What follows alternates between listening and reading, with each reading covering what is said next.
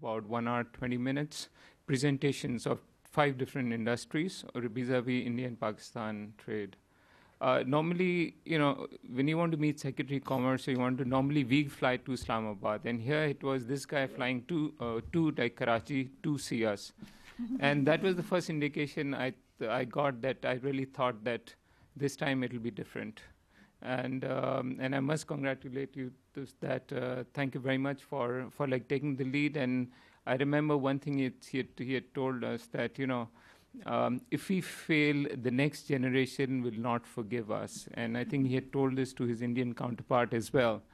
And I think it struck a chord amongst a lot of people. As far as India-Pakistan is concerned, there was a comment in the morning. I just want to respond to one or two issues that cropped up before I start my stuff. Pakistan media is very free. There was a very vibrant debate on India-Pakistan that took place.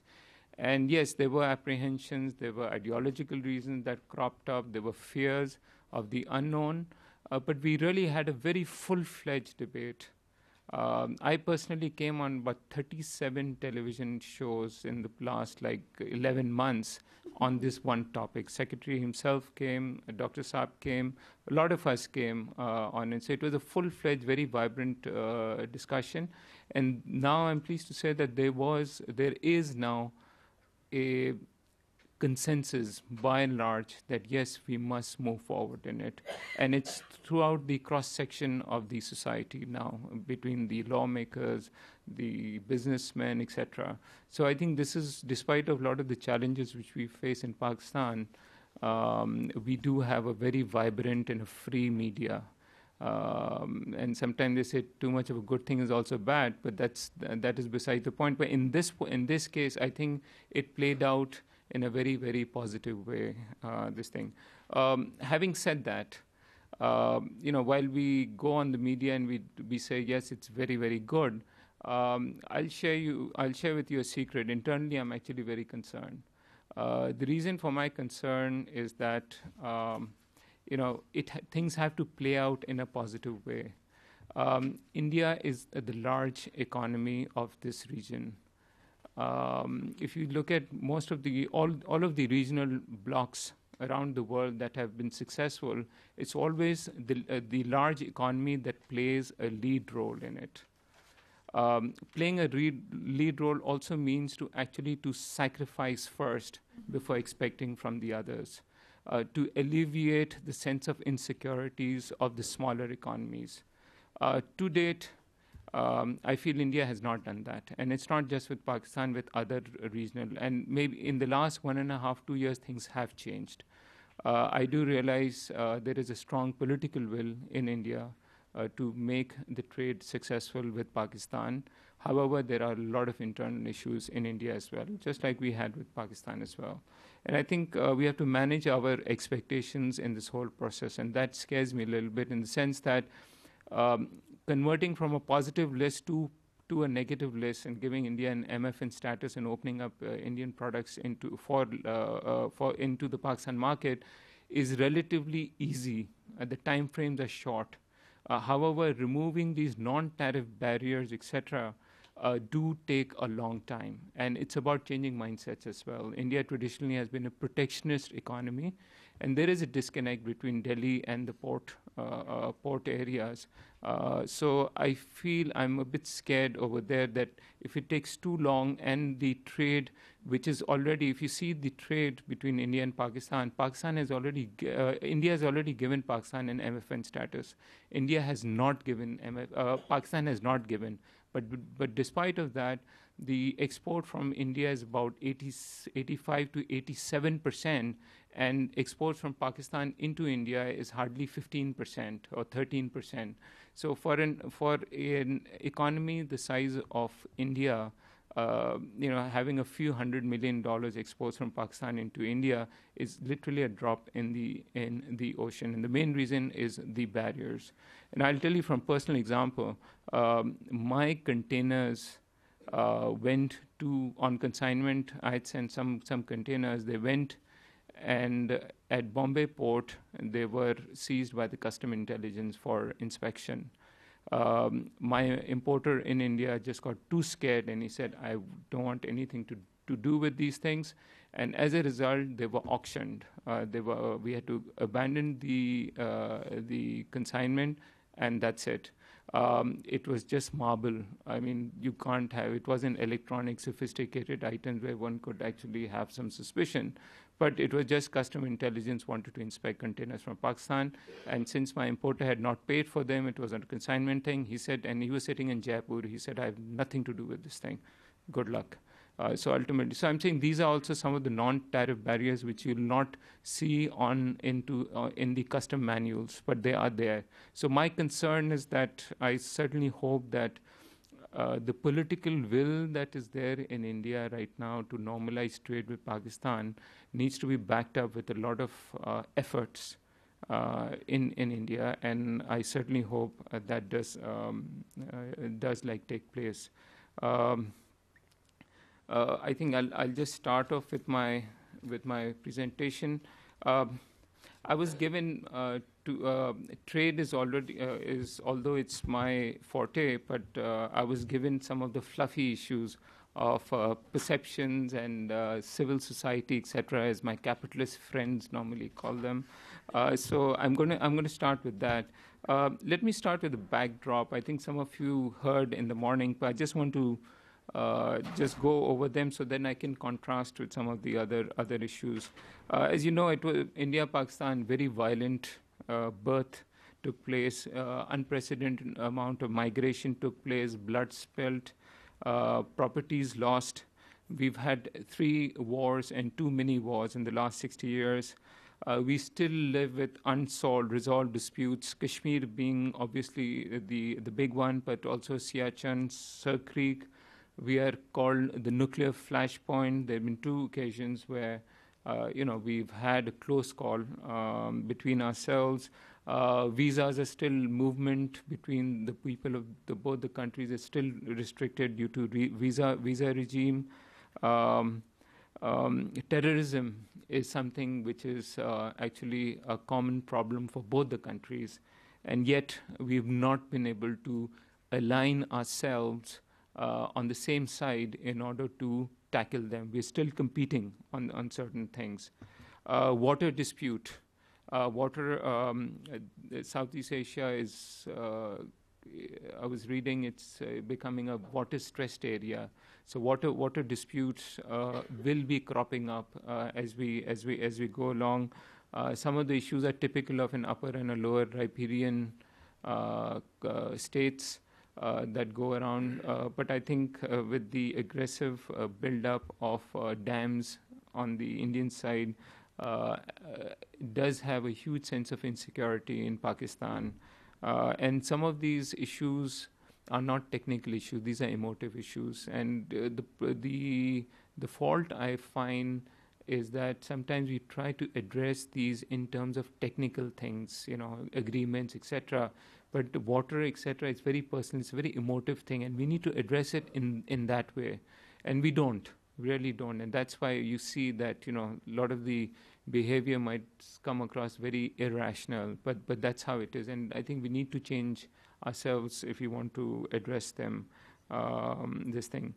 Then, of course, Afghanistan, with the US withdrawal upcoming, Afghanistan, there's a huge question mark on how the end game will play out, whether India and Pakistan will be the competing powers or we will try and, partner to make Afghanistan a stable thing. This is a huge question mark as we go forward. So, anyone looking at this ground reality between India and Pakistan would think, wow, you guys really have problems. Now let me give you another flip side to this. If you look at the relationship between Indians and Pakistanis as individuals, all right, I call this a freak of nature, an absolute freak of nature. Because if you see the chemistry, you go into universities in the US, you'll always come across a Pakistani and an Indian being best friends in universities. You'll find in multinational companies, Citibank, etc., Indian Pakistanis being very good to each other. You have I go to India almost every month, and India is the few countries in this world where I go as a Pakistani and people actually welcome me. Wow, you're from Pakistan, oh, you know. So like whenever I go to a shop, they will offer me drinks, discounts, etc., soft drinks. And And I was offered discounts there. yes, and of course, cricket. Although it's a very emotive thing, but we've had a lot of Indians coming to Pakistan, very warmly received. And this is not just in Karachi, where we have a large Muhajir population, but also in Punjab, where the Kashmir issue is really brewing, is very much there.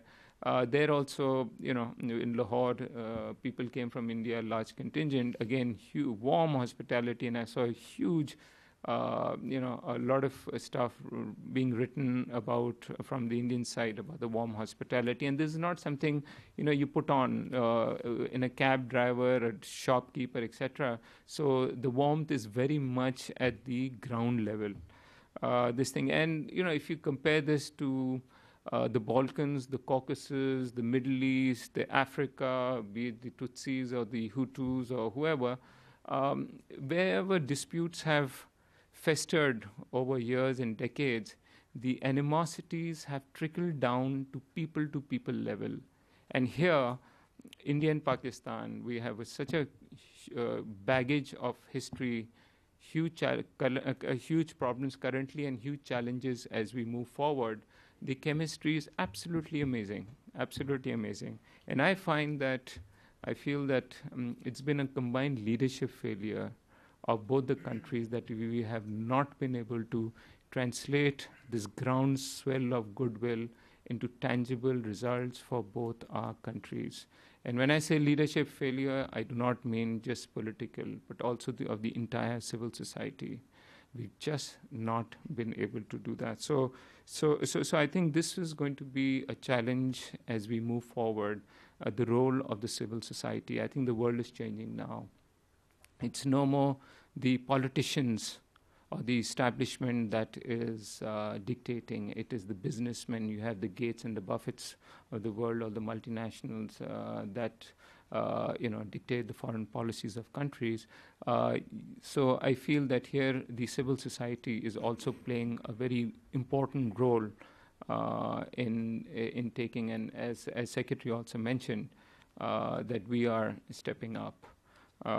So I will now like to talk about my personal experience, personal observations. Whenever you want to resolve disputes, the first thing you want to do is change perceptions, dispel the misperceptions between two countries.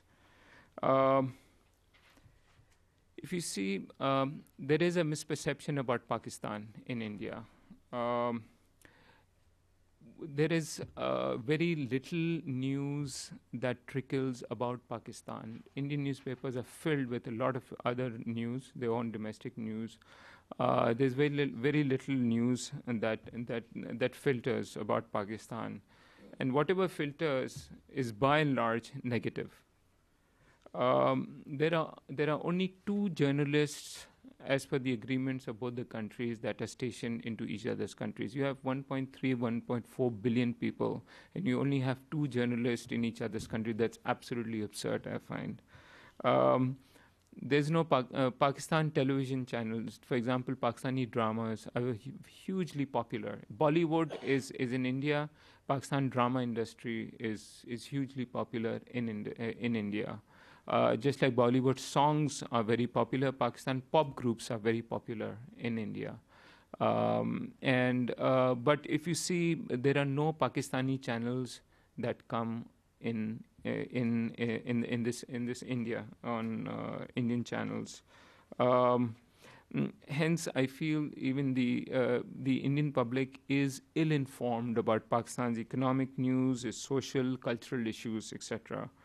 And this is in the backdrop of India rising, shining India, incredible India, and of course the Bollywood glamorous culture that has now come across, that has kind of evolved. and plus, of course, the economic feel-good factor that is felt generally. So, with this misperception about Pakistan that we are in some stone ages where we compared with Afghanistan, the gaps, the contrast between India and Pakistan is exaggerated in the Indian public mind. And hence you will have an Indian first time coming to Pakistan is always pleasantly surprised. Wow, we never thought, you guys have women drive cars, etc., etc. And I say that I can't blame the Americans sitting 8,000 miles away. Where here we have common borders, common language, common culture, common history. We have these misperceptions going on. The good news is that this thing is diluting now substantially in the last few years, and I think the perceptions are changing, may I say, dramatically now. And with that, I think the public space is also being created for the politicians to do whatever they are doing. They're not doing this in isolation. I want to contrast this in Pakistan. Is there a misperception about Pakistan, about India and Pakistan? Well, we do have something in our school books, some issues we have. But by and large, if you see, let's say, we get Bollywood movies. It's in our 80% of our cinemas show Bollywood movies. We get Bollywood movies through our DVD in our homes. In our newspapers, we read about the Ambanis and all the big mega and the Tatas doing these fantastic economic growths. We idealize Indian Bollywood heroes, Shah Rukh Khan, and and some of these, right? Okay, I don't watch Bollywood movies, as you might know by now. Yeah, all the Bombay Khans, right? If you look at in our bookstores, we'll find a lot of books about India, India culture, etc. So hence, I might sound biased, but I feel the misperceptions are more tilted in India vis-a-vis Pakistan versus Pakistan's misperception about India. Hence, you had Advani, the leader of the opposition, who came to Pakistan, and he quoted Jinnah's speech, which is a very secular thing, which he said that the state has no business with your religion. You're free to practice your own thing. And he just called Jinnah a secular leader, and that created such a storm back at home that he actually had to tender his resignation. Now, we in Pakistan, if Zardari or our Prime Minister goes, talks about Gandhi or Nehru, I can't imagine anyone even opposing it. I mean, we in our bookstores have a lot of books about Gandhi, Nehru, etc., praising him. So this is quite a contrast. Another example was of course, of Jaswant Singh. He wrote the book where, in his book, again, he spoke positively about Jinnah. That created, again, such a storm in India that he was thrown out of his party, BJP. A highly respected individual was thrown out of his party just because he praised Jinnah. So, we find that a bit this thing. And Jaswant Singh, when he came to Karachi, he said, when I had written this book, I was actually expecting a huge reaction from Pakistan's side, because, he speaks about that Jinnah did not want to create Pakistan.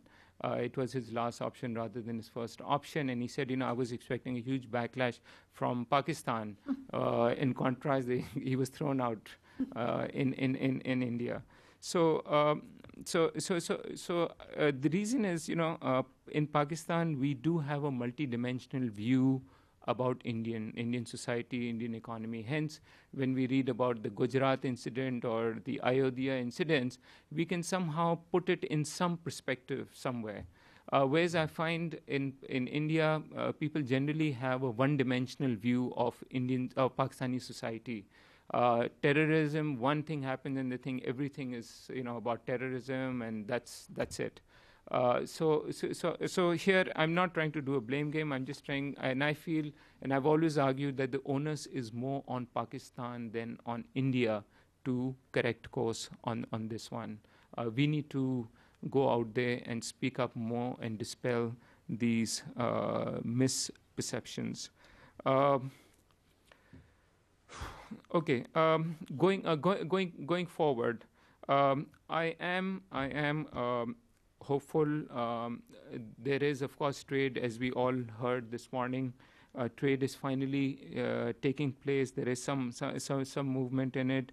The visa regimes for businessmen is finally going to be eased off, and hopefully by next month we will be issued 1-year multiple entry visas where port of entry and exits are not restricted. There will be no police reporting, and which city we go to will also not be restricted.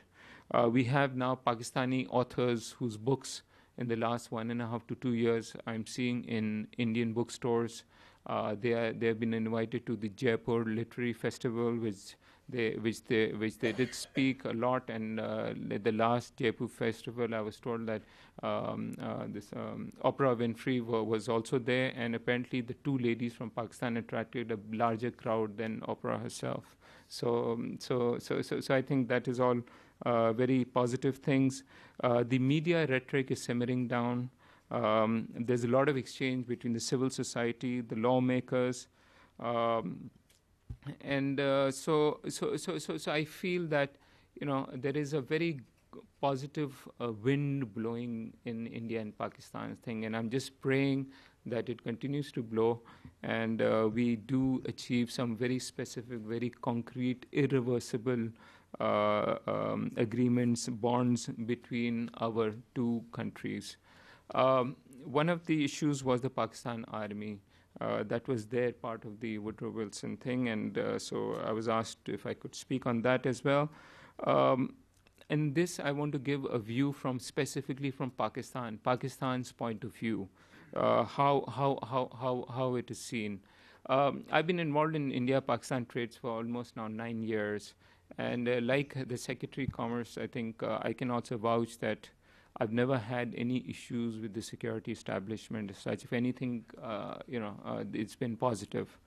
The view from Pakistan's point of view, if you look at the defense expenditures, Pakistan's is now relatively static. It's in single digit. The defense expenditure, if I'm not wrong, it's around $5 billion.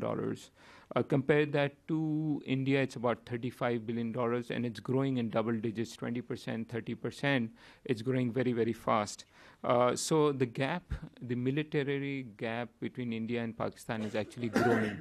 That is a cause of insecurity in Pakistan.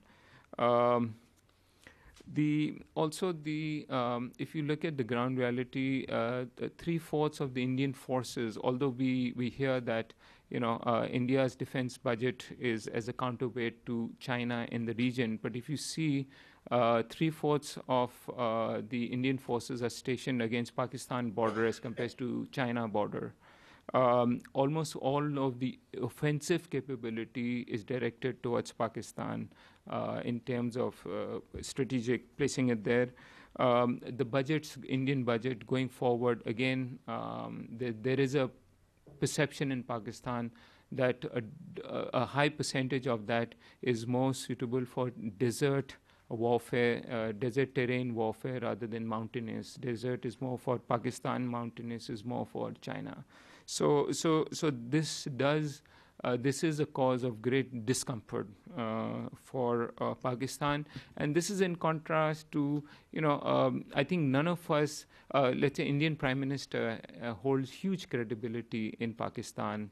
All of us believe that he sincerely means to have long-term ties with Pakistan. We sincerely believe, we do not doubt his credibility, but in contrast there is this ground reality which kind of which does cause us discomfort. And I think Pakistan, India, it's like a family thing, and there are these emotive nuances in it as well. So it has a good side as well as a bad side to it. Whenever the two countries meet, the expectations go absolutely sky high. When nothing happens, then it just comes down. So it's very turbulent in that way. Also, from a military point of view, we have spoken, but a lot of the issues are still unresolved. There's no agreed roadmap where we've said, okay, we have charted that this is how we will be solving all of our issues. While we've had some broad framework of agreements, but there has been no roadmap that has been chalked out between the two countries. And hence, I think in terms of tension, that always leaves room for coercive diplomacy. And that, again, is a fear of Pakistan as far as this thing. And we've had 1 million troops eyeball to eyeball in the past. Now, this, as Secretary Commerce also mentioned about this idea of the Pakistan military against peace rapprochement with India. I think one example I just want to quote, and there are many instances, but due to brevity of time, I'll just quote one thing. President Musharraf, a number of years in his term, he unilaterally offered to move away from the UN resolution on Kashmir. Now, for Pakistan to move away unilaterally from the Kashmir resolution is something that no political party could have ever done it, and they had not done it in the last 60 years. And remember, he did this more in his capacity as Chief of Army Staff rather than President of Pakistan. He took consensus from the entire Corps Command to unilaterally move away from the Kashmir UN resolution in the effort to come up with a lasting peace with India. If a military as an institution has in its goal to fester this conflict with India, would never do this, would never ever do that.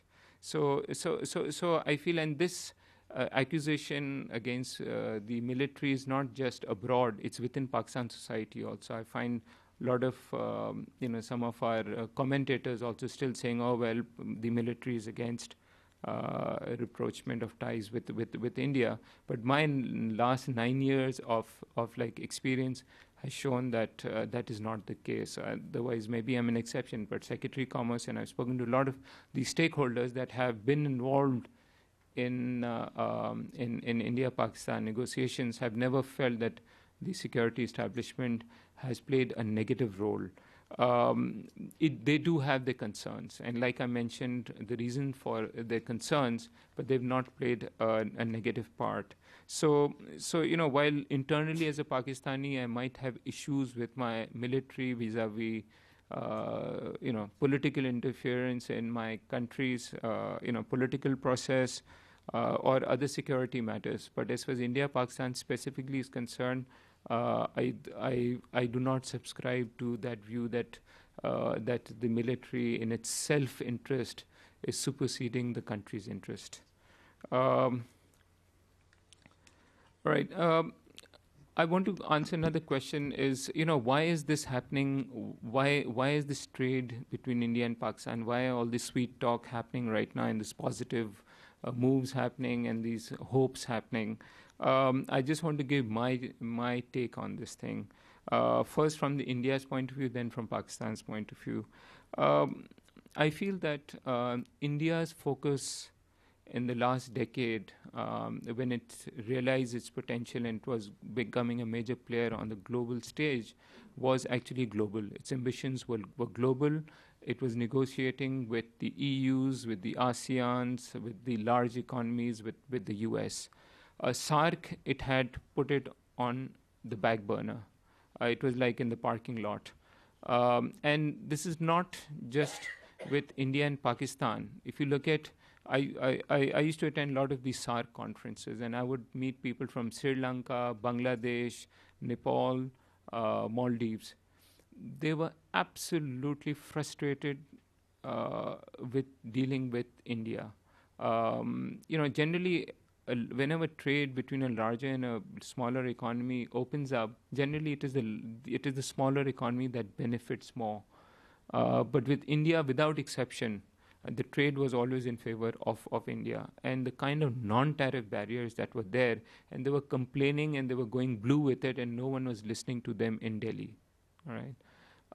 And the reason for that, like I said, was I felt it was that India focus was more with the other global players. Ironically, the focus has changed to SAARC post Mumbai attack, and this is just my personal views which I'm airing.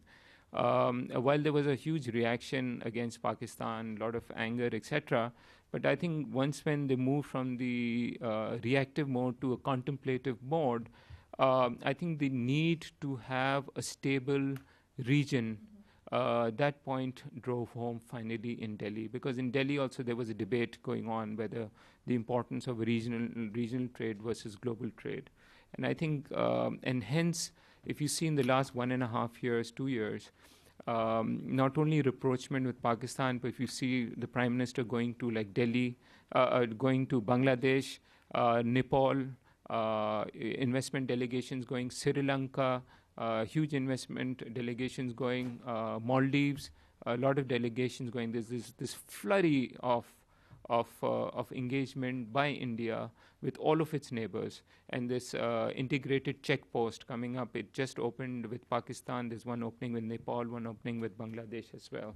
So I feel there has been a strategic move from India's point of view to engage with the SAARC region and make SAFTA a vibrant region. And like I said initially, it will always be the large country that's going to drive, that will determine the success of a regional bloc.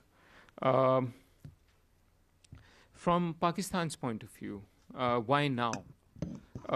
Now, I think, again, if you see, Pakistan first was insistent during the composite dialogues that had taken place in the past, that the 7 or 8 issues we would want progress in tandem in all of them. We would like, and the argument was that we don't want one issue to go too much while the other kind of get buried. And if we take all issues progress simultaneously, both complement each other. That had its own logic, and I don't want to say for it or against it. It has its own justifications. But there was this fear at that time that these economic issues might overshadow Kashmir issues or political issues. Then I think there was also, but there's been a change of mindset in Pakistan this time around. And I think that change of mindset is because, number one, a global trend that about economic priority in foreign affairs, that despite of having unresolved disputes, countries still engage very vibrantly in trade. China's role of China vis-a-vis India. So I think number one, China-India trade going to about $60 billion and growing. And I think we are trying to emulate the Chinese model slowly. I think China is taking, and in Pakistan, we do look up to China as a lead. So if China is playing this role where it's putting economics over its political issue vis-a-vis Taiwan, Pakistan is also trying to emulate that model. And also, I think the importance of regional blocs worldwide, especially after the failure of the Doha round, I think the importance on regional blocs is becoming more and more prominent. So also then the role of the civil society, like I mentioned initially, the civil society is playing a very, very important role. And also the US-Pakistan relationship, it has actually gone down quite substantially. And so I think once when it always happens, like in any relationship, once when you have a heartbreak, you look for other other sweethearts. All right. So, okay, I'd like to come on to this Aman Ki Asha initiative. And I'll just quickly take you guys. I shall try and do that. Absolutely. I'm on the dot. Yeah, I'll be done. So maybe we'll just quickly go through the slides. This is Aman Ki Asha. This is a partnership between the two largest media groups of India and Pakistan, the Times of India and Jung Geo Group. Just to give you an idea, in the print and the electronic media, the Jung and Geo Group has 60% of the market, of the entire media market of Pakistan. Times of India, again, it's the largest group of Pakistan. I've been involved in this since its inception. And it's very interesting to see how this has played out. And when it started on day one, it was 1st January. Times of India came up with such a huge ad, a front page ad, and Times of India has 4.5 million newspaper circulation. So it came up with a front page ad to say, and it said "Love Pakistan." And remember, this was, just after the Mumbai attacks, where the wounds were still raw.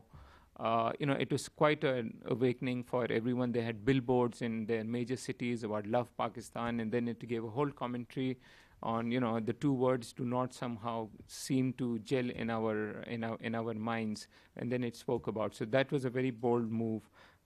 This thing. Similarly, in Pakistan, there was a whole campaign. We did a lot of cultural exchanges on both sides. Pop this thing, and again, overwhelming response. Another very important initiative which we did was on business. We said, that's fine. It's good to have the song and dance and have this feel-good factor, but it has a shelf life.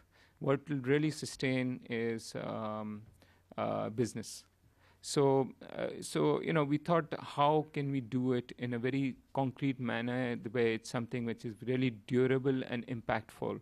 And businessmen meet with each other and say, we must do something, etc., but nothing really happens. They meet in trade fairs, etc., but nothing really happens. or the chambers also meet and they sign MOUs. Nothing really comes out, at least not in the immediate future. So we thought that it would be a good idea to get the stakeholders of industry specifics together in a closed room. All right. And this I learned from the YPO, where we have this forum concept. We all meet. It's kind of lonely at the top, so we meet, in a forum environment, and we can really. So in this thing we did with the IT sector. So we had top CEOs from India, top CEOs from Pakistan meet. We spoke for a one-day session. We spoke what are the challenges, what are the opportunities, what are the specific initiatives, what are the low-hanging fruits which we could identify, and then come up with a roadmap, assigning champions from both sides who would do what, when, how, etc., etc. And then the group met on a regular basis. We did with the IT sector. We did with the textile sector. We did with the health sector.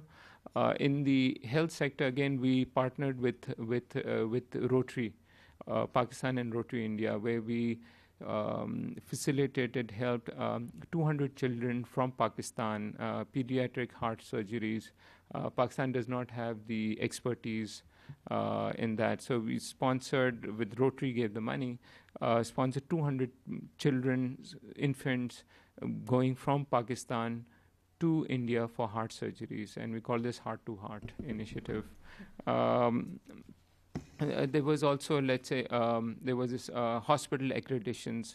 I'm running out of time, but I just want to say the point I'm trying to make is that there are a lot of specific, concrete initiatives that have come out of it.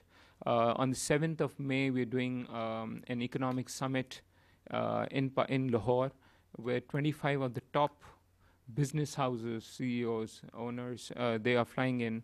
for a very concrete, specific economic summit. We have the Prime Minister, the Finance Minister, the Commerce Minister, Commerce Secretary. They'll be all there. It's called the Aman Ki Asha Economic Conference, which we're doing. And there again, we will look at now how do we move forward with it. And we will explore issues like investments, joint ventures, etc. With that, I think I've run out of time. I'm going to conclude. And then if there's anything else, we could take it in our Q&A session. Thank you very much. Thank you. We will continue right along to hear from our second speaker, who is Nisha Taneja, and she seems to have been referenced more today than the topic itself. So you all know who she is and the report that she's done on this. She's a professor at iCareer. As we know, her interest areas include various things from industrial economics to regional trade, but particularly Pakistan-India trade, as well as informal trade in South Asia and a variety of other things. And she served on several Indian government committees dealing with informal trade, rules of origin, and non-tariff barriers.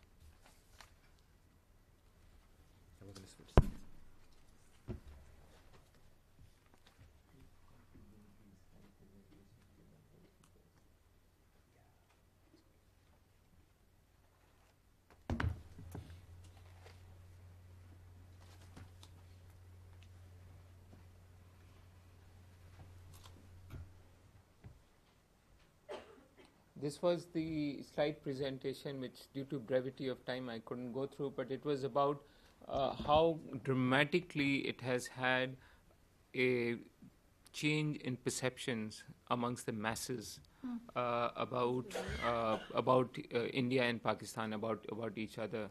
Just to tell you, these social initiatives, the brand recognition is about 4% normally in peace initiatives, social initiatives.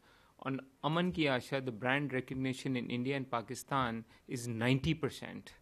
I mean, to say it's been successful is actually an understatement. It just had a dramatic thing. As a matter of fact, Aman Ki Asha has today become a generic word. It actually epitomizes peace between India and Pakistan. So I think it's been really good. And this is just to emphasize the role of the civil society in bringing about the change. We need to do it ourselves, not rely on our governments. Thank you. If you can make those slides available to us, we'll be happy to put them on our website. Good afternoon. Just to lay down the current context, but before I do that, I first started working on India-Pakistan trade in 2004, and it was the World Bank that approached me to do the study. And there was Mirya Pigato who asked me to do it. And I refused because she said, can you do a literature survey on India-Pakistan trade? So I went back to my room and I typed India-Pakistan trade. And what I got was India-Pakistan trade fire, India-Pakistan trade harsh words, and it went as far as saying India-Pakistan trade abuse. And I wrote back to Mirya saying, I cannot do it. There is no literature. And then I thought about it, and I told her that, okay, I'll do it, but let me do a survey. Let me see what's happening at the ground. And that was how I started working on India-Pakistan trade, because I think what was happening on the ground was so much more than what we knew or what was written about. Now, the current context, Pakistan's, of course, we all know that what's really caught everybody's attention is Pakistan's announcement to grant MFN status to India. And the Commerce Secretary level talks have set an unprecedented pace for India-Pakistan trade relations. And today, I mean, this is my favorite line these days, track 1 is faster than track 2. Because I remember when the MFN was announced, Foreign Policy's AFPAC channel asked me to do a piece. And I took about 10, 12 days to do it. And I looked at the MFN thing and I said, okay, so what is it that they haven't addressed? And I thought of 3 things, and I said, oh, they don't lay down the timelines. They don't say what's going to happen to SAFTA. And they don't talk about what's going to happen to the positive list on the different routes, which is the land route and the sea route. And so I wrote out the whole piece, and I sent it off. By the evening, there was a joint statement by the 2 Commerce Secretaries which addressed exactly these 3 things. And I was asked if I would have a look at the joint statement? I said, oh, no, I have to rewrite the piece. I cannot send it in. So since then I've been saying track 1 is moving faster than track 2 because it's truly unprecedented. What I would like to talk about is still the impediments that have happened in the past, and I would like to then assess recent measures, assess trade possibilities, and then talk about formulating next steps. India-Pakistan bilateral trade, we can see that it's about 2.5 billion in 2010. India's exports were 2.2 billion and imports 0.3 billion. And what's been talked about since the morning is the huge trade deficit between the two countries, which has been growing. Now, the key issues on India-Pakistan trade, one which we've been talking about since the morning, MFN status.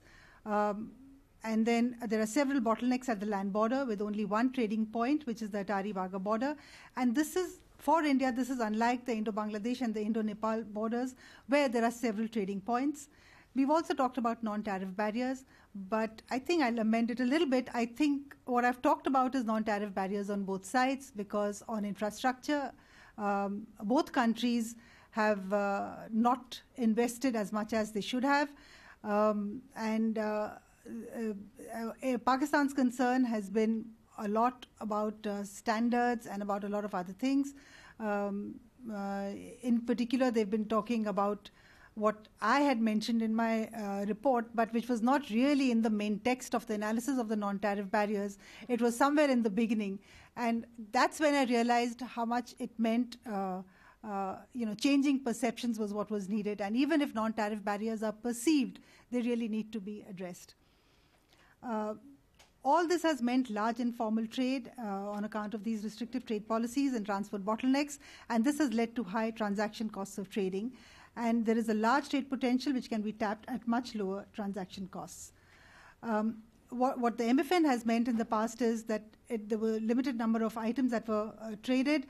There was lack of transparency, there was a lot of uncertainty, and there was a lot of trade through third countries, and that there was a separate positive list for the sea, rail, and road routes. If we talk about the infrastructure, for instance, the rail routes, between Amritsar to Lahore, there is a rail track, but goods are often moved from other parts of the country up to Amritsar, from where they are moved by train to Lahore. Containerized wagons are not allowed, and there are only a limited number of commodities that can be exported by rail. There is also a restriction on the kind of wagons that can be transported, and there is a huge queue on obtaining these wagons and getting, and that is what leads to high transaction costs because bribes have to be paid, and in fact, there is this information that is only with very few people within Amritsar. So if anybody wants to trade from the rest of the world, rest of India, they really don't know how to cross the border. In fact, when cargo has to be moved from East India to Pakistan, it goes through Colombo and not through the rail route. And when I asked people, they said, look, our consignments can get lost. We don't know how to get the wagons booked. The experience is very bad, so we'd much rather go around the world and then get our goods to Karachi. And I've done a transaction cost analysis for just this bit, just to make the point of what it has meant to Indian and Pakistani traders in the past. The road route was opened very recently in 2005, but even today only 13 commodities are allowed to be traded, and containerized cargo is not allowed even by road. There is no through movement of trucks, so what happens is that the trucks will stand back to back, and you'll see them unloading onto each other's trucks, and then they move in their respective countries. There is an adequate infrastructure at the LC, at the Land Customs Station, and there is only one gate from where you have exports, you have imports, and you have the famous Wagah ceremony. I don't know how many of you have seen this, but by 2:30, everybody has to clear because the stage has to be set for the Wagah ceremony.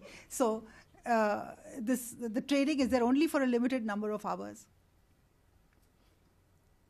On the sea route, until 2005, it was only Indian and Pakistani flagships which were allowed to carry cargo between the two countries.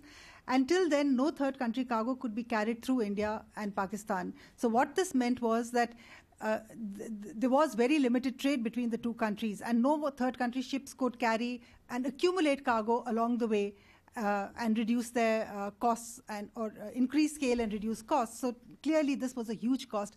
And even though everybody thought that, oh, the sea route is open, nobody realized that it was at such a huge transaction cost.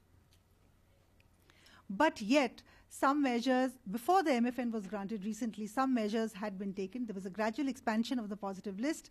Opening of the road route was a major step. And now the goods are allowed to move into each other's territory and unload. And also, like I said, revision of the Maritime Protocol was truly a very major step. Now, what I've done is, MFN is a very big thing today, but the stage was set much earlier. I would say that since 2004, since 2003-04, there has been a very steady increase, and a lot of trade facilitation measures have been taken along the way. And even though there were political incidents which could have meant a step back in trade relations, it didn't happen. And because there was already this ground that was laid down, the MFN could actually happen. Now you can see, when there was the parliament attack in 2000-2001, all trade came to a halt. The Indian government took a stand that they would not allow rail traffic to move at all. And even the air links were broken. But in 2004, there was a resumption of the trade dialogue, and the positive list was expanded to 767 items. The rail and air route was also opened. Then the road rule was opened further because what had happened earlier, what used to happen earlier was that over an 800-meter stretch, the porters in both countries could not come to the zero line. So they would actually take headloads from the trucks and run across the borders, and then give the headload to the Pakistani porter, and then it was quite it was something to really watch, because you would just see this flurry of activity with porters running back and forth over this 800-kilometer stretch, and that 800-meter stretch. I'm sorry, and in 2007, the trucks were allowed to actually move into each other's territory and unload. Then there were the Samjhauta Express blasts, and after that is when this cross-border truck movement was allowed. Following that were the Mumbai attacks, and following that was another expansion of the positive list. So this is how I think it's very important to recognize that the stage was really set. Now, from India's perspective, India has many borders with other countries. And with Nepal, we are supposed to have the most liberal land border, and the most restrictive was the one with Pakistan. And with Nepal, the trucks have been allowed to move in each other's territory for a long time. But what we find is that even today, the trucks actually don't move across the border despite the protocol. And you find that goods are still getting unloaded at the border and going in their own directions. And the reason is that the border institutions haven't changed. They're rigid. If an Indian truck moves into Nepalese territory, there are huge extortions, rents are extracted, and a similar thing happens when the Nepalese trucks move into the Indian territory. So I guess what they worked out is that transaction costs are lower if they had to unload at the border. So that's how, that's why I call it failed institutions at the border. But in the case of Pakistan, what we're finding is that over these last few years, a lot of changes have happened, and they've actually worked. So this means that the institutional framework supporting trade between the two countries is strong enough to counter lobbyists and interest groups that may have opposed this change. Keeping in mind all these barriers, what we did was we tried to look at transaction costs on different routes of trading. Well, Delhi, we looked at a consignment of soybean meal. We looked at how this consignment was moved from Delhi to Atari. So first it would go by road, then it would get unloaded and reloaded onto rail, and then this would move across. Because of, it's not just transport, but there were huge bribes involved in getting these rail wagons and all this, and a lot of waiting. This translated into a transaction cost of 2.17 per ton per kilometer. But if the same goods were to move from Delhi right up to Mumbai, and then by sea to Karachi, the transaction cost per ton kilometer was much lower. Similarly, by the sea route, if the goods travel from Mumbai to Karachi, and if they travel from Mumbai, Dubai, Karachi, the transaction costs were actually lower on the indirect route. Well, we found another interesting thing. We found that very often there were goods that were transported between Mumbai and Karachi, and these would typically be goods that were on the positive list, but the bill of lading would not say so. So this was actually in the freight forwarders jargon. This was called the switch bill of lading. Sorry? This is 2005. Yeah. No, yeah, that's right. Per kilometer. Yeah, per ton, per kilometer. Per kilometer ton. That makes a big difference. Then we did this transaction cost analysis for ferromanganese, which was getting transported from Calcutta to Lahore. Now, this should have gone straight across the land border, but because the transaction costs were very high, they were actually moving from through Colombo. Now, the transport cost per ton. 1 second. I'm sorry. Yeah. So from Kolkata to Lahore by the sea come road route via Colombo and Karachi was 0.73, whereas if the consignment was moved from Kolkata to Lahore by road come rail route, it was much higher, and it was 1.22. And what would happen was that consignments would get lost, and it would take up to 4 months for the goods to actually get across. So clearly they thought that the cost was too heavy, and it was actually easier to send it by the longer route. We did a further disaggregation. We looked at, there is this small stretch between Lahore and Amritsar. And between Amritsar and the border, and between Lahore and the border, we looked at all the transaction costs, and we tried to disentangle that cost component. And what we found was that the transport cost on the Indian side was much lower than the Pakistani side. The official charges were higher on the Indian side. The agency charges, which included bribes, were much higher on the Indian side than on the Pakistani side. But the transaction costs were on the whole, they were a little higher on the Pakistani side than on the Indian side. Well, also, what's interesting is that I'm not presenting that here. The road route, when it was opened, the transaction costs were much lower than any of the other routes, and the bribes were almost negligible on this route. So it's interesting to see that the newer changes are actually very, very positive and far more acceptable to the traders.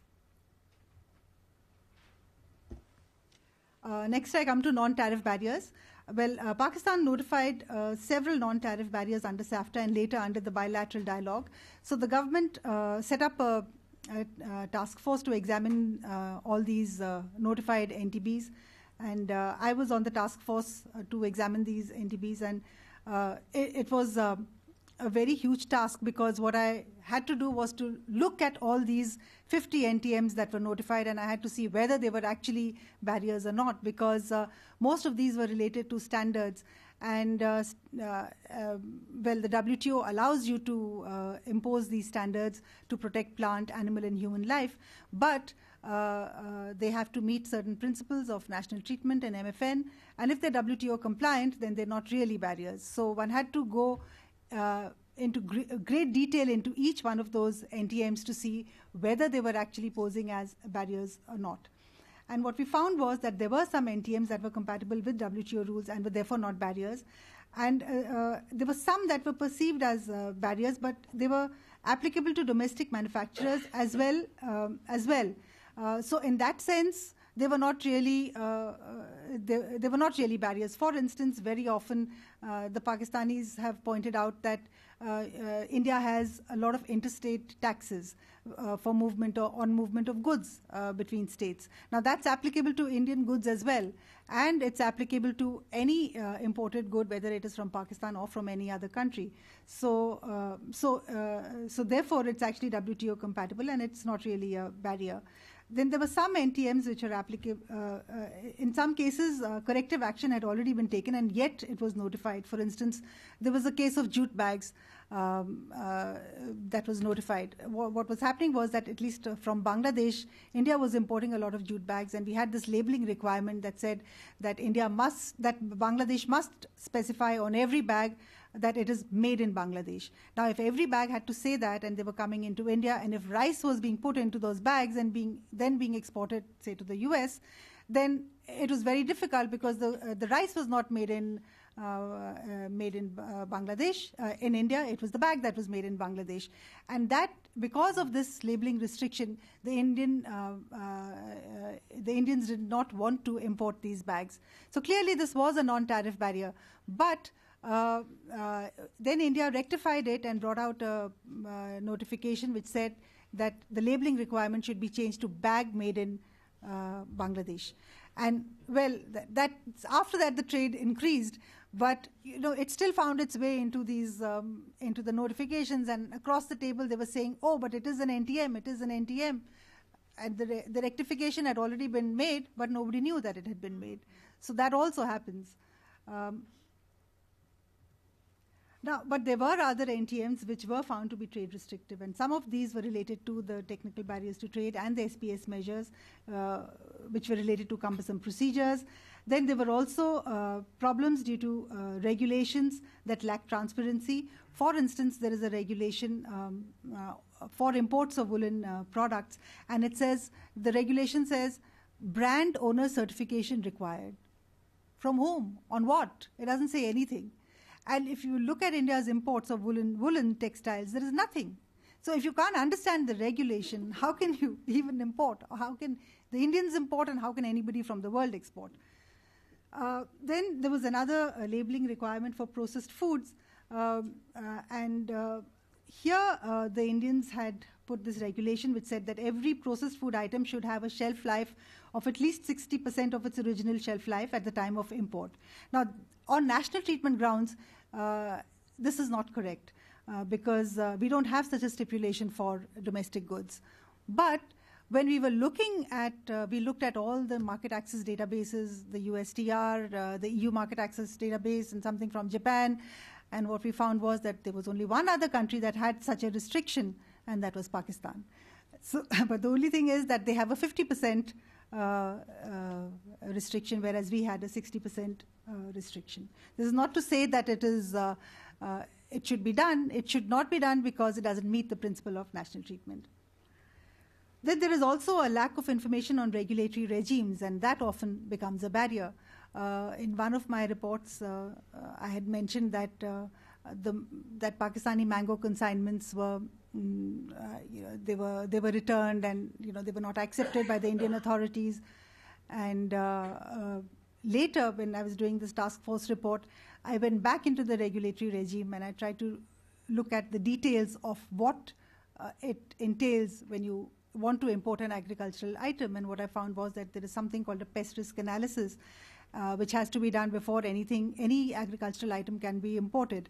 And for this to happen, there has to be a demand either from the exporter or from the importer to have a PRA done.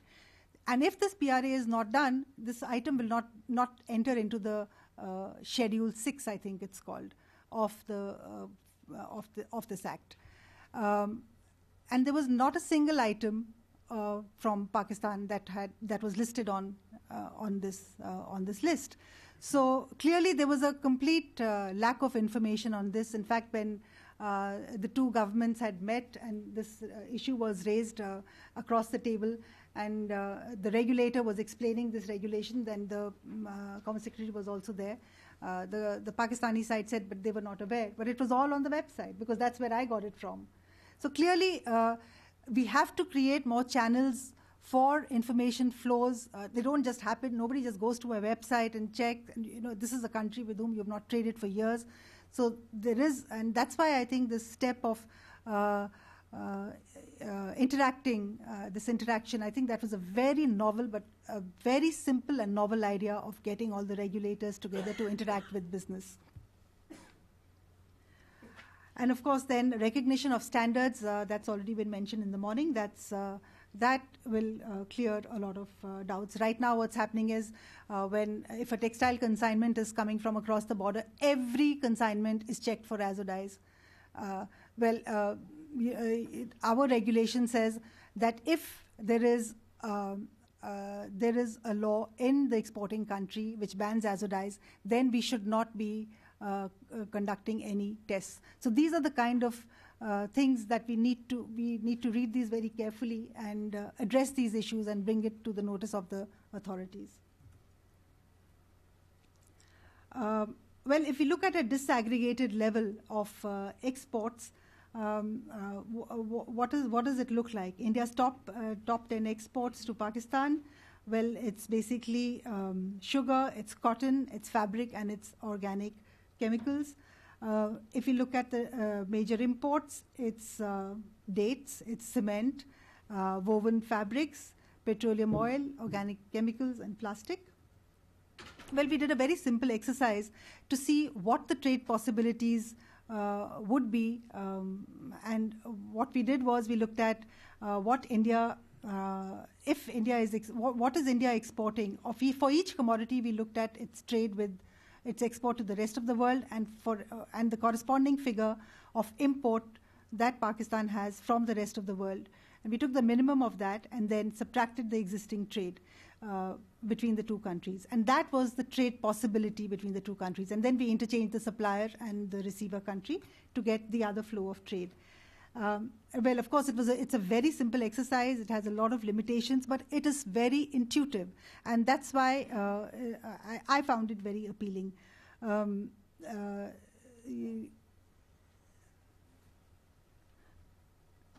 And this gives us a figure of US $25 billion in 2010, which is 10 times larger than the current US $2.5 billion trade.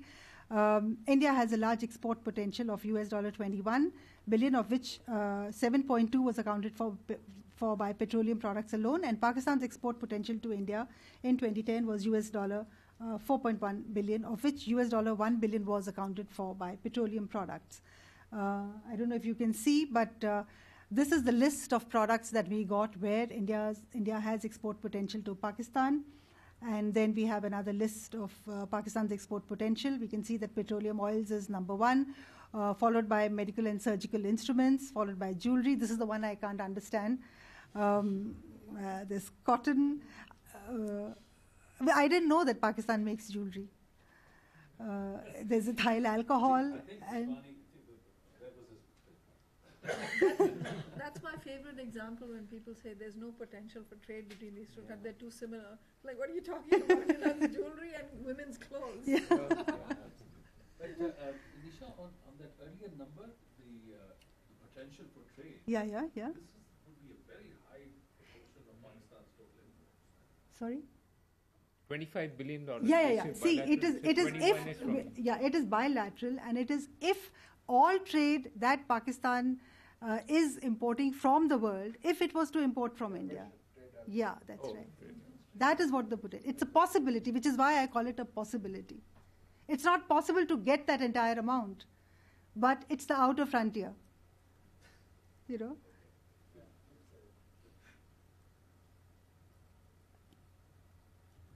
I mean, you can do gravity models, and there are many estimates which range between 2 and between 20 times, and this falls right in between. So, intuitively, this is what we came to. And the problem with gravity models is that it's based on existing trade. And if you have most of the trade most of the items not being traded at all, then how do you find out whether it can be traded? So the only way to look at it is to look at what it's trading from the world. And of course, the high transaction costs are not taken into account. Well, there are other trade possibilities. I mean, just to in agriculture, the two countries can trade in several agricultural commodities as and when there are seasonal shortages, and this has happened quite often. In textiles, there are large trading possibilities. Most of the trade so far is in cotton and fabric that is used as input for exports. There is a huge potential in ethnic garments between the two countries, and I think this lifestyle fair that we had recently, the women were just pouncing on the clothes like they'd never seen them before, and they all had 4, 8, 10 on both their arms. That's how much interest there was in India, and these are ethnic textiles. But even if you're not looking at ethnic textiles, even otherwise, I think we have a relative advantage, comparative advantage in different commodities, and that's where trade possibilities exist. For instance, men's garments from Pakistan, ladies' blouses from India, and there is a huge market for fabric in the domestic market, and I think that is what really needs to be tapped. And if there are any non-tariff barriers, which is what the Pakistani side has been saying, that they find it very difficult to penetrate the domestic market, the fabric. If it is for export from India, then there is no problem. But if it is for the domestic market, that is when there is a lot of problem. A lot of trade possibilities in automobiles, finished goods, small cars, exports to Pakistan, component trade between the two countries. In pharmaceuticals and chemicals, again, there are a lot of trade possibilities, especially India is now, it's got a niche in specialty chemicals, and that's what can be exported to Pakistan. Information technology, there are large trade possibilities. We've already heard about that in the morning. Even in the BPO segment, there are trade possibilities that can be tapped. And I think this is a sector where there are huge trade possibilities. Energy has been talked about in the morning, and so has entertainment. But, well, to sum it all up, basically, I think there is a lot of potential in trade and services. And here again, I think one needs to understand the regulatory regimes between the two countries, because the barriers come within the regulatory regimes. Yeah, I think this I have already addressed. This I've talked about. Lastly, I come to next steps. So what is needed for trade to happen? We know there is a potential. We know MFN has been granted. We know NTBs are being addressed. But that still doesn't mean that all potential trade will be realized. What we need to do is create multi-level platforms that would facilitate an informed dialogue amongst industry representatives, policymakers, and academia. What we need to do is increase transparency in procedures, regulations, particularly through increased use of automation. We need to address infrastructure constraints. And the reason why I gave the example of Nepal is that you can put protocols together and yet it may not work. And that's what we need to watch out even on the India-Pakistan front. Yes, we have started the ICP, but whether it is actually facilitating trade is the next big question, and whether these have addressed earlier barriers, or whether there are new barriers in place now. So we have to keep a close watch on it as it's unfolding. And the idea is not to be negative. The idea is to give pointers so that it moves in the right direction. And even non-tariff barriers, they need to be addressed on a continuous basis. Media sensitization has been talked about, but it really would have to play a very, very major role in the trade normalization process. I also mentioned this in the morning, that large business houses should take the lead in normalizing trade. I would say actually that it's the smaller business that has always been active, but it is the large business which has shied away from trading across the borders. And that would really change perceptions, and that would percolate lower if they were to take the lead. I also think we should involve youth in the process of change, because they don't want to carry the baggage of history with them. And it's important that at conferences like these, we invite younger people, hear their views, sensitize them, and involve them in the growth process. I'm told that the visa regime, there is a change which is already on the cards, and let's hope it unfolds correctly and it's able to facilitate people-to-people contact. And yes, India should reduce its sensitive list. We did a study to pinpoint how the sensitive list can be reduced, and we identified 67 items that could continue to remain on the sensitive list. But out of these, 47 were only ready-made garments and textiles. And if India has already given free trade concessions, duty-free concessions to Bangladesh, Sri Lanka, and all the other LDCs, then there's no reason why India shouldn't give that concession to Pakistan. So that would leave only about 20 items on the sensitive list. And of course, FDI inflows are a must. I think it's already on the cards, and that is what is going to make trade sustainable in the long run. Thank you.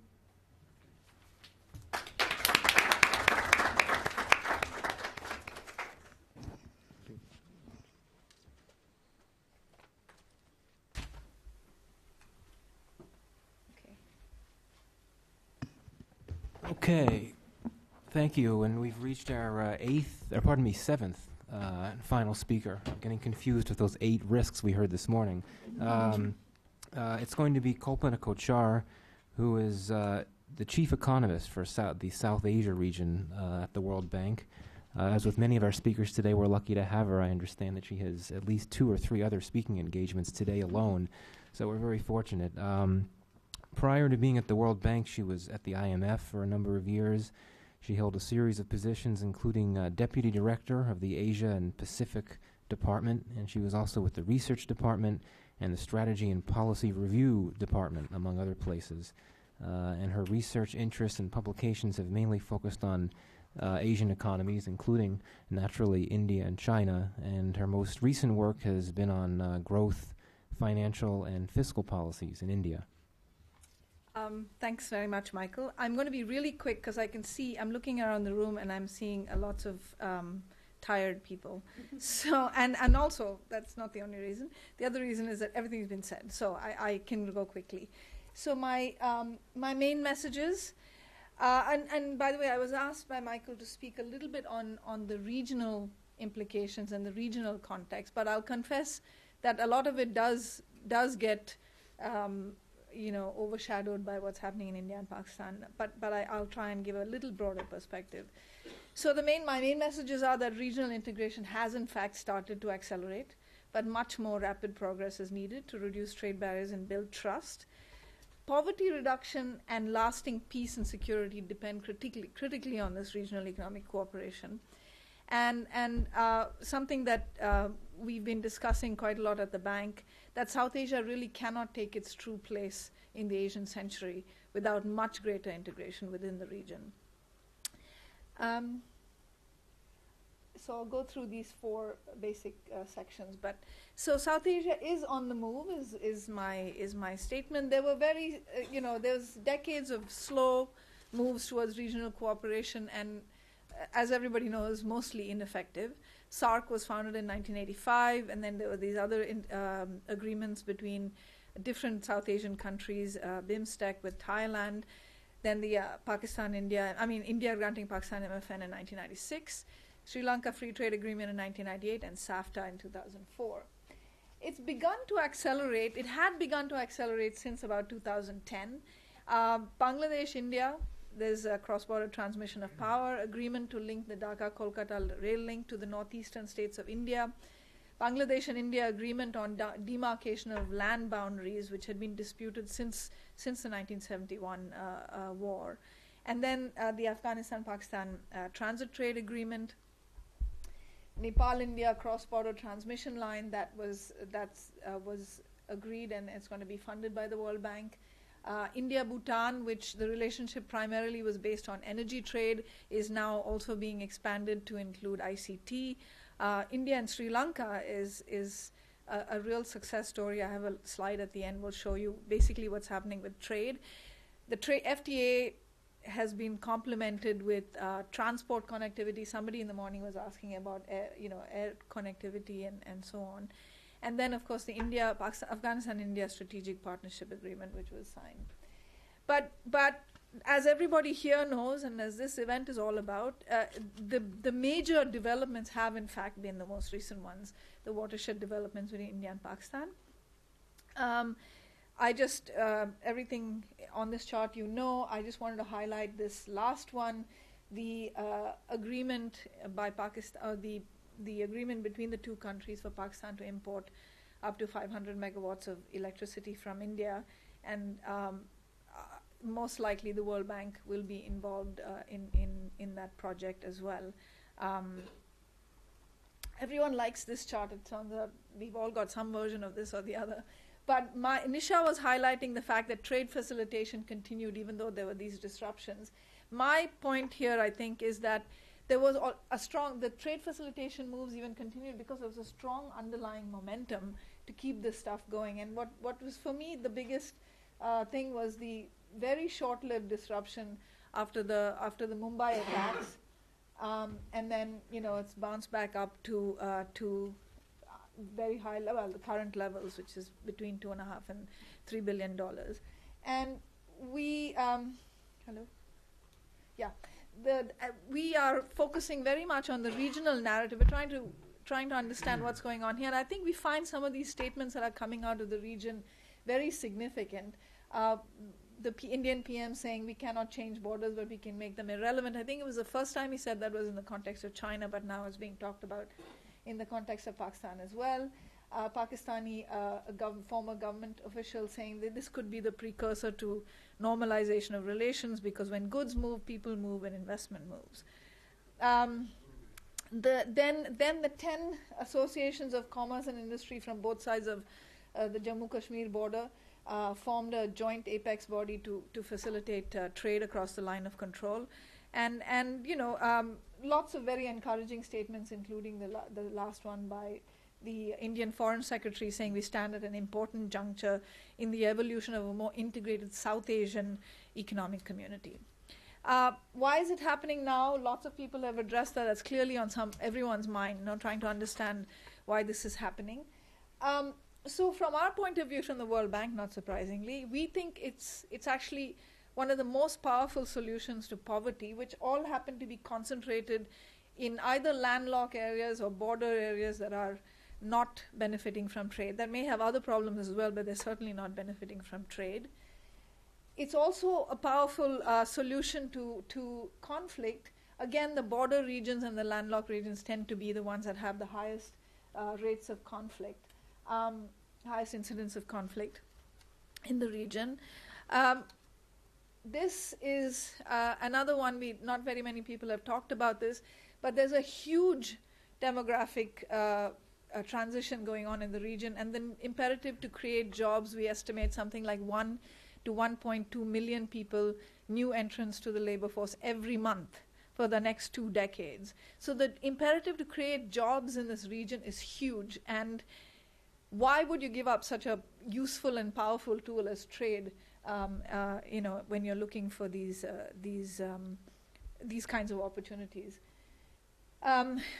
Somebody here talked about it. South Asian countries suffering from massive energy shortages.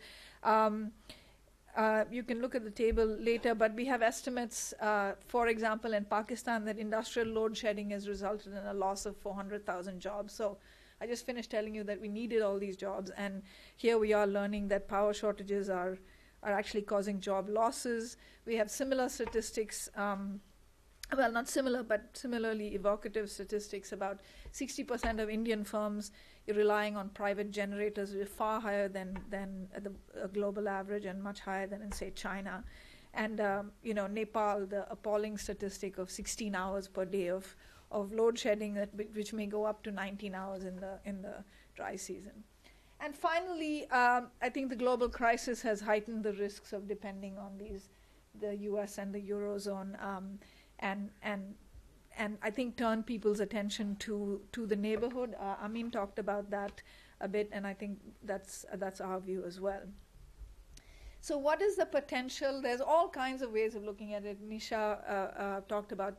Let me start with something that's pretty non-technical. This shows intra-regional, intra-SAARC trade, going back to 1948, and it was, as a share of total trade, 20% nearly in 1948. That alone tells you that that's close to the potential for the region. Things have changed, I know, in the last 60 years, but it's still it's at least an indicative amount. And the other two lines show the intra-regional trade between ASEAN and Mercosur.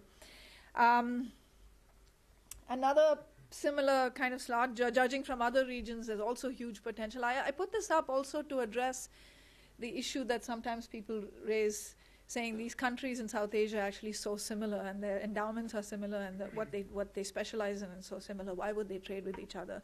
And I think that's actually a real fallacy. The same is true of many of these other regions, and yet they manage to trade a lot with each other.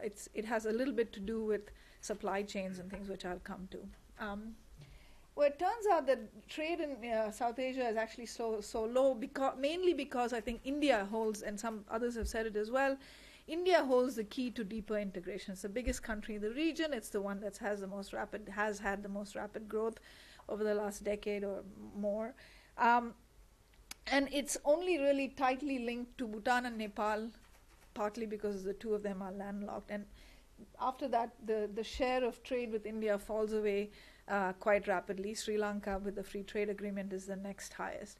We've done some analysis. Actually, my former colleagues at the IMF have done this analysis. Spillovers of large countries, how their growth spills over to the smaller countries. And they've done one that shows that a 1% increase in India's growth rate is associated with increasing the growth in South Asia by 0.4%. And this is now based on current restrictions and so on.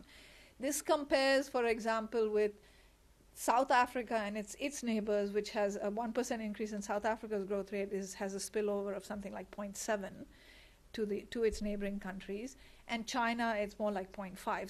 So the potential for the rest of South Asia to benefit from India's rapid growth, if they were to integrate more, is huge. So as I said, it's mostly Bhutan and Nepal. And as most people have said now, although Indo-Pakistan trade has expanded, both India and Pakistan still are trade much less with each other than they do with China. On the left-hand side, it's India and Pakistan's India-Pakistan trade and India-China trade is share of India's total trade, and the same for Pakistan. You can see by the vast orders of magnitude that China dominates both countries as a trading partner. And then this slide, which shows the energy sharing schemes that exist all over the world. The yellow circles are just depiction of where they have energy sharing or energy trading agreements of some kind, and the big blank on South Asia. There are no energy sharing agreements in this whole region here.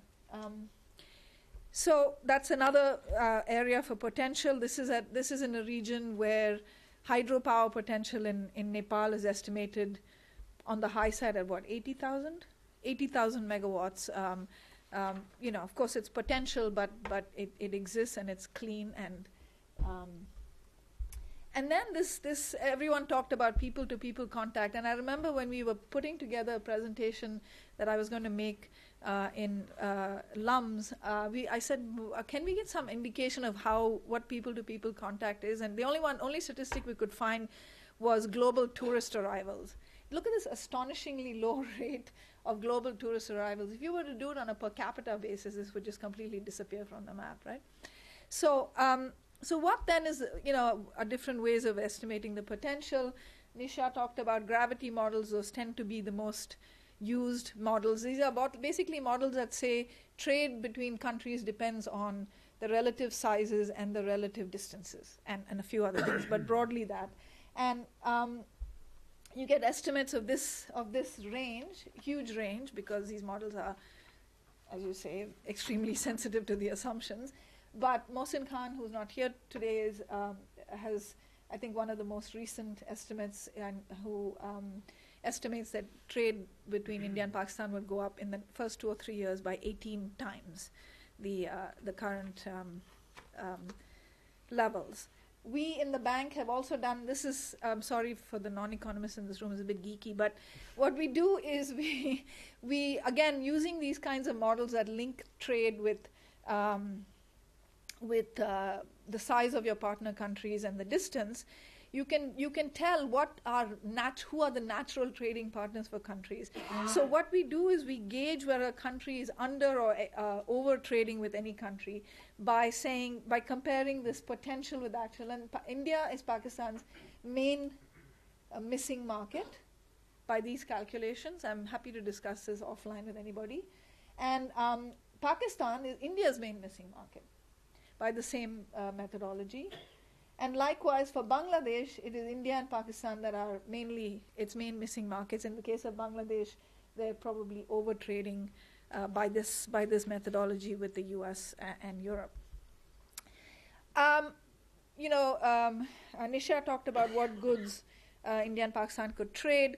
I'm going to focus on one issue here, which is right now the trade within South Asia is much more focused on consumer goods, finished goods, very little on intermediate goods. This suggests to us that there's scope for value chains, global supply, value chains to develop the same way that China really did act as the locomotive, not only because of its growth, but also because it included its neighboring smaller countries as part of the value chain that then fed into China's own exports to the rest of the world. This is basically the same story. What we do is vertical specialization and measures the foreign content in a country's exports. And the point is it's very low, and the scope for it, therefore, is very high in South Asia. These are not the only channels. We talk about better trade relations between India and Pakistan can provide Indian goods transit access to Afghanistan and to Central Asia. Likewise, Afghanistan's resource corridors that people are talking about now will not really amount to much, will not really become a reality unless you have well-functioning transit and trade routes between, via Pakistan. You have energy trade that's possible between the energy-rich Central Asian and Middle East to our energy-starved part of the region. A new potential has been opened up by the recent developments in Myanmar, which Bangladesh could be a good route to, and to linking South and East Asia. I won't go into much into the constraints. Everybody knows, but there are multiple levels, and I think Nisha has done a very nice job laying those out. I'll just point to this one. This is something that the World Bank puts together. It's called the Overall Trade Restrictiveness Index, and it quantifies the tariff, but also the non-tariff barriers that are known, and converts them into a tariff equivalent. And that's where you come on. All the red lines, which are on the more restrictive end of the scale, are South Asian countries. So clearly despite reforms that they have, liberalization that has taken place, there's more to go. This is exporting, cost to export per container. The anecdotes and stories that Nisha told us really put color into this. But I just wanted to point out that Afghanistan, Bhutan, Nepal, the landlocked countries, have the highest trading costs, much higher than the global average. So if we were to open up these transit routes, the potential is not just actually trading goods but with each other, but allowing these countries to benefit from being able to trade with the rest of the world. SAR is a World Bank abbreviation. I should have changed that to South Asia has much room to improve logistics. The World Bank does, as you know, some of you may know, surveys on the cost of doing business and a survey on logistics indices, and it turns out you can just compare South Asia's costs to East Asia and to Latin America. In general, the costs are much higher of doing business, but also trading across borders. So, you all know this. Frequency of transport services for people is ridiculously low. Anybody who's tried to travel between Pakistan and India has to do 12 hours because you have to go to Muscat or Dubai or somewhere else, and to cover 600 kilometers between Karachi and Delhi, you have to spend 14 hours on in an airport. It's ridiculous. But and then very quickly, low-hanging fruit. Everyone has their own list of low-hanging fruit, so I add to it. I think these countries should stick to their ambitious timetable to move to a negative list. I think the political capital has already been spent. They should just go for it. I think to begin with, it makes sense to prioritize a few transit routes so that trade can occur and build confidence, maybe the Wagah-Atari route. Ease financial constraints. I'm happy to report that the central bank governor of Pakistan, who we had spoken with yesterday or day before, said that there's currently delegations from Pakistan in India talking with the RBI about setting up bank branches and ability to clear the payments associated with trade. Frequency of transport and trade services, transport services for people as well.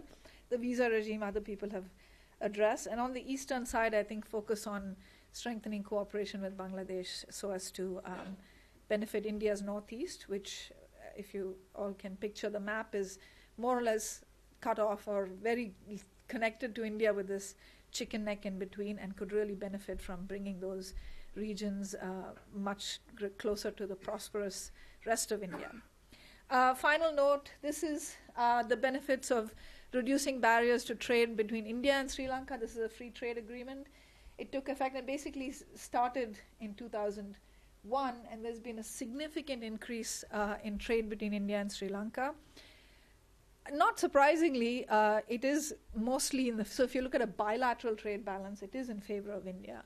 But one of the other things that are happening that are not captured by this is the huge amounts of FDI that are going in from India into Sri Lanka, rubber factories that are being set up so that then Sri Lanka can export. Of course, it might be a joint venture with the Indian company, but Sri Lanka's exports to the rest of the world are going up as well. So I promise to be quick, and I'm done. There's a unique momentum, I think, towards greater regional cooperation, and which is being, which we hope will be translated into these historical agreements. We now need to focus on making them a reality for the citizens of each country and for building trust. And a little plug for the World Bank. I think we can help. We are ready to help. We're doing regional projects and analysis.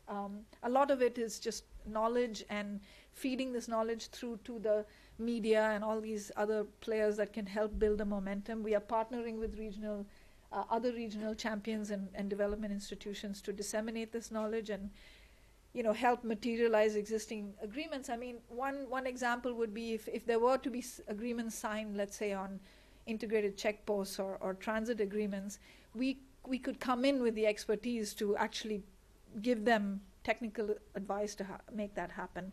And of course, people to people is another area which the bank has been focusing on. We've got partnership. We've got liaison with businesses. We're working with women in rural livelihoods, SEWA, the Self-Employed Women's Association in India, and similar groups in other countries. Youth, we brought Nisha was an interesting example. We brought youth delegates from all over the region to the spring meetings so they could listen to a similar presentation and other things as well, and think tanks and economists. Thank you very much. Well, thank you. Thank you to the three of you. I'll get to your questions in just a minute. Let me just put this question to the panel. I think one of the most significant trends on the subcontinent these days is one that we haven't really talked too much about today, and that's urbanization.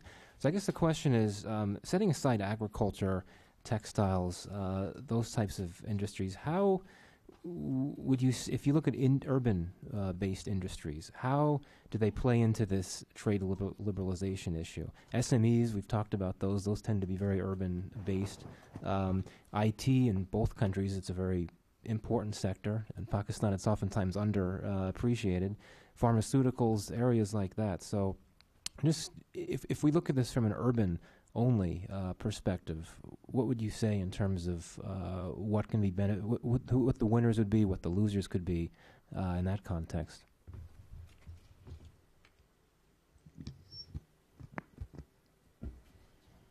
I think it's very difficult to say who the winners and losers would be, because you don't know how it's going to pan out. even though everything is going to get liberalized, barring the few commodities on either side, trade would actually depend on whether in that particular product there are the whole soft infrastructure is in place or not. For instance, whether it's the trade-related information is getting translated, it's moving, whether it is getting received, whether it is being understood. All that is going to help in this transformation to the realization of potential. And where it will happen, we actually don't know. So all this, I feel, it's all right to say, here is the potential, but there is a large gap between what is going to get realized. And that's where I feel that, civil society would play a very important role in actually creating multi-level forums, platforms to address these on a continuous basis. I would say for at least 3 years, it should be an ongoing process. So, and that is what would determine who would be the gainers and losers in the end. And there are always losers in a game, aren't there? Right, of course.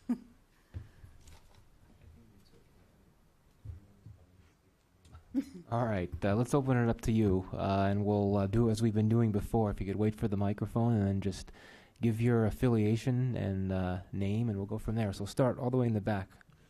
Yep. Hi, my name's Sophia Qureshi. I work with Al Jazeera here in the U.S. My father is a U.S. citizen, Pakistani-born. He works for a Fortune 500 U.S. company, and over the past few years, he's led a joint venture project in India. Over the past, in the last year, he applied for a business visa to do his work. He had a board meeting in India, and the Indian consulate asked him to renounce his Pakistani citizenship and then reapplied. He renounced his citizenship, he reapplied, and didn't get the visa till 14 months later, and it was a single entry 3-month visa. This is a story of not only just him, but several of his friends, Pakistani Americans working for U.S. companies. What do you guys think of this? Is there a movement on this sort of issue of, how can we think that India-Pakistan trade will get better if Pakistani Americans working for U.S. companies have these types of issues?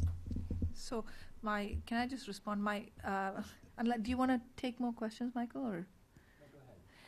So we have this group of advisors that advise myself and also my colleague who's sitting here, who's in charge of regional integration, and we were going to have a meeting. Same story, Pakistani origin, U.S. citizen now, was asked to renounce his Pakistani citizenship.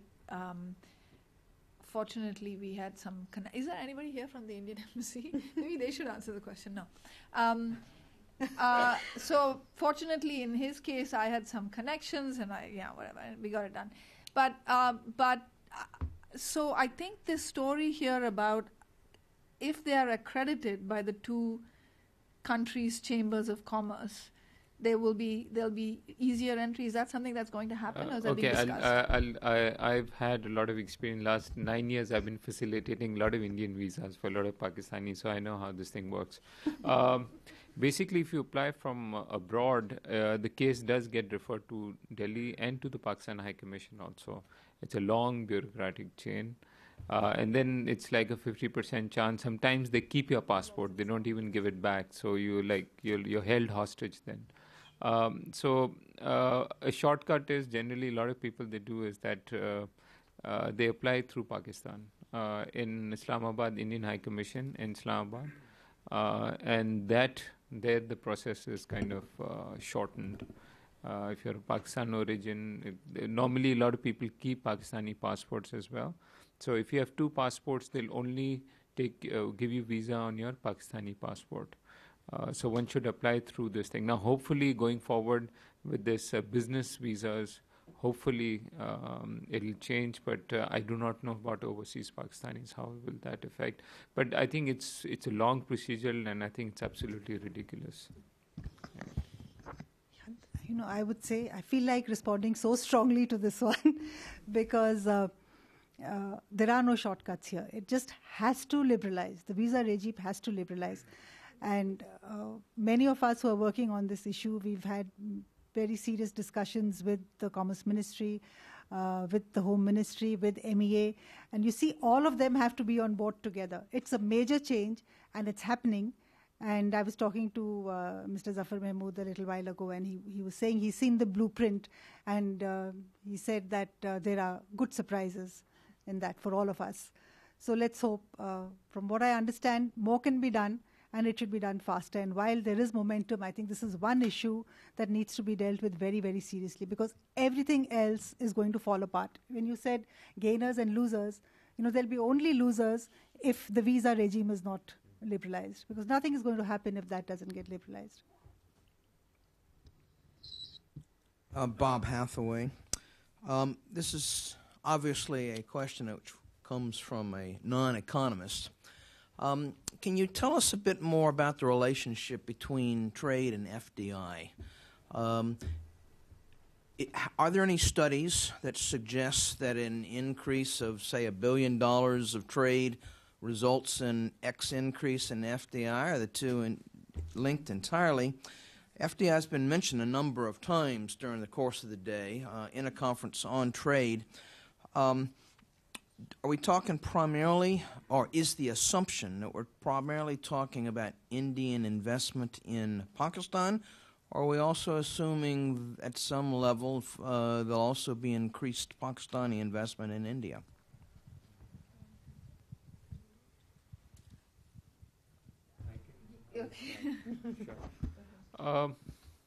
I think as far as investment is concerned, on paper there is no restriction of Indian investment to Pakistan, but on paper the Reserve Bank of India does have a clause that restricts it, and that clause is being removed. But I think this particular case, it's more complicated because there are security implications, visas, intelligence agencies, everything comes in. Now, remember, this is a 60-year-old baggage, and to unwind, it will not happen in a single day. Therefore, we've proposed to governments is we could do it in a step-by-step way. For example, let's look at, first of all, let's ease off the visa regime, and then let's look at the service sector, for example, the IT, joint ventures. There, it's like it is a low-hanging fruit, in the sense that if you see the IT sector of India and Pakistan, both have evolved very, very differently. India is more BPO, Pakistan has been more product oriented. Pakistan requires, they are into the slightly higher value chain, so they require back office vis-a-vis implementation experience. India has huge experience over there. Plus, to sell into USA market, Pakistan has a very high risk, country risk.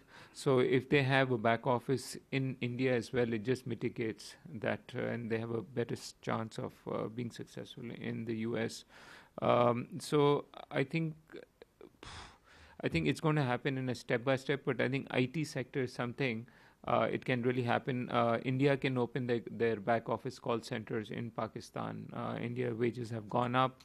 Pakistan is still very competitive, about 35% cheaper than this thing. So as far as investments are concerned, I think if it is done in a step-by-step way, IT is something, if it happens on the ground, people see it, happening, and then hopefully there'll be more. We had proposed that, on the Wagah-Atari border, have in the no man land, create like a export processing zone where you can allow joint ventures on both sides. This we had proposed 8 years ago. Maybe it was people were still. It was a bit too premature at the time. But it's only a matter of time. I think the moment the trade happens, the environment starts getting better, visa regimes start getting better, investments in something will be just a natural progression after that. So technically, from an economist's point of view, the two I think they become related, but they don't need to be in the first instance. I mean, technically, you could just ship stuff from your shores to the next guys, get paid, and come back, right? So I think, so the get paid bit is important, to have some way in which the two countries can trade, can pay each other and clear those operations. But the practical experience in Sri Lanka, so India began importing rubber and manufacturing stuff in India and then selling it. And then they realized, wait, why do they need to even incur the cost of importing the rubber into India? They said, we'll set up a factory right there next to the rubber plantations. It'll be joint, so Sri Lanka will also benefit from it. But all told, this was a more sensible thing for them to do, and so the FDI followed. My point simply is I think the two are related but don't have to be in lockstep, and so I agree with Amin that it can happen, in step by step. And also I think when there is FDI, it could be either market seeking or it could be for exports. But the more important thing is that FDI with it means technology, it means equity, and it means employment, and it means a greater integration of the two economies. Trade in that sense is not that integrating. But in the South Asian region, I agree with Kalpana that it has happened. It's happened with Nepal, where there was a lot of Indian investment, and the market for that was in India. So that also helps to reduce the trade imbalance. So in that sense, I feel that if there is an outward flow into Pakistan, it would help in reducing the imbalances. Okay, any other questions? Any questions by those who haven't asked questions yet? Doesn't look like it. Okay, so Dennis, it looks like you've got the last word. It's coming. I'll only speak if I get permission from Uncle Bill over here. No. I was intrigued, a very brief question. I was intrigued by the chart on trade and the trade volume. It seemed to the Pakistan to India trade, Pakistan's exports seemed to be pretty flat all the way along. And about 2000 and something, 3, 4, India trade shot up, India's exports. What and why? It's because the positive list was getting expanded. Yeah. From 4, it went to 1,943 items. So it was a gradual thing. It went to 300, and 600, and 900. Explained for the layman. Here's the thing. Initially, it was completely restricted. You could not import anything from India. Then there was only 4 items in the 70s that were allowed. And then it went up to 50 items, then 300, and then 600, 900. It was a gradual process. And in the end, it was 1,964 items that came to. And now it's become a negative list, which is that apart from these 1,200 items that have been identified, the rest can be imported. It's free import apart from these 1,200 items. Before that, it was these 1,964 items can be imported. The rest cannot be imported. So that was a positive list, and then it switched into a negative list. Given the costs you showed on one of the slides, these would not have displaced goods going from Dubai because it's cheaper to go via Dubai than to go across the border. Is that right? See, a lot of the items are going via Dubai. Show up on your trades? Yeah. No, it doesn't show up in the trade figures at all. What's going through Dubai is not Right. captured at all. But there was a study which was done on precisely this. And that estimate shows that it was done in 2006. And that study shows that informal trade was almost as large as formal trade. And half of it was actually going through Dubai, but not coming back to Karachi. From Dubai, it was actually going to Iran. From Iran, it was going to Afghanistan. And from Afghanistan, it was going to Pakistan. So almost half of the trade was going that way. There's a big, if you look at the Indian trade statistics, India's exports to other parts of the world, the one region that jumps up at some point is the Middle East. And I mean, nobody, as Nisha says, I can't bet my life on it, but it's not like the Middle East suddenly decided to start buying things from India. A lot of it is actually ending up in Pakistan. Your numbers also show, I think, given the current state of infrastructure and the current logistics, those are the cost estimates. If you made things easier, it would be a hell of a lot cheaper to go. Well, we've been going at it for about actually more than 6 hours, and the fact that there's still so many of you in the room, I think, is a great sign and testament to the conference, the subject, and most importantly, the speakers. So, let me just one more reminder: all of the presentations made today will be published as part of a book, which we do many times. Anyone who RSVP'd or signed in will receive notification about this, so you can look forward to that. So if you could just join me in a round of applause, not just for the 3 speakers here, but for all of the speakers for the course of the day. Thank you.